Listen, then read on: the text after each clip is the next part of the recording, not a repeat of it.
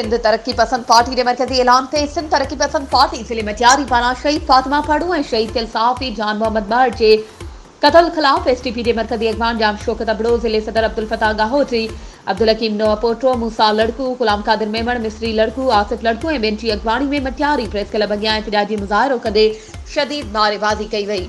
मुज़ाहिरीन जो चवण हो त मासूम न्याणी शहीद फातिमा फड़ू जो कत्ल इंसानियत जो कत्ल आहे।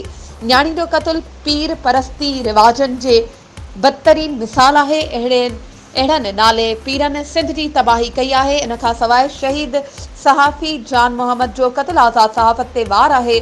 मुज़ाहिरीन जो चवण हो त असां सिंध हाई कोर्ट तोड़े सुप्रीम कोर्ट जे चीफ जस्टिस खां मुतालबो था कयूं त जिते सियासी ॻाल्हियुनि लाइ फौरी अज़खुद नोटिस वठी इन्हनि में मुलविस जवाबदारनि खे इबरतनाक सज़ा ॾिनी वञे। वधीक ख़बरुनि ऐं अपडेट्स जे लाइ असांजे चैनल खे सब्सक्राइब कयो ऐं हा बेल आइकन खे प्रेस करणु न विसारजो त जीअं असांजी हर नई अचण वारी वीडियो तव्हां ताईं पहुची